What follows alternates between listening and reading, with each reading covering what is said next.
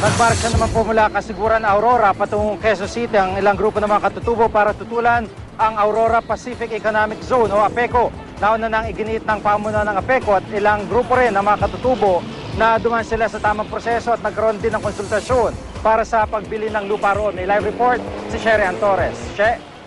Yes, GT, 17 araw naglakad ang mahigit 100 katutubo, magsasaka at mangingisda mula Kasiguran, Aurora para marating ang Kamaynilaan. Ang target nila, personal na makausap si Pangulong Noynoy Aquino at pakiusapan nitong ipatigil ang konstruksyon ng Aurora Pacific Eco Zone and Freeport o APECO na sasakop sa 12,923 hectares doon. Dito mga residente nilalabag ng Republic Act 183 o ang APECO Act, ang batas sa Comprehensive Agrarian Reform Program, pati na ang batas na nagbibigay proteksyon sa mga katutubo o indigenous people. Irrigated agricultural daw kasi ang sinasakop ng APECO Act o APECO Act.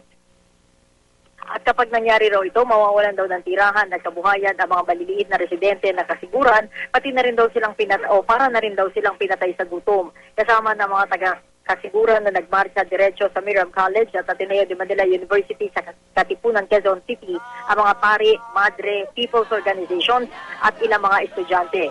Ngayong hapon, personal din silang pinuntahan at pinakinggan ni Manila Archbishop Luis Antonio Cardinal Tagle na mabilis na nagpahayag ng suporta sa kanilang krusada. Si Commission on Human Rights Chairperson Loretta Rosales kinundi na ang pagsasagawa ng APECO project sa Kasiguran, Aurora. Pakiusap niya sa Pangulo, harapin at pakinggan ang mga dumayo pa rito mga residente ng Kasiguran, Aurora.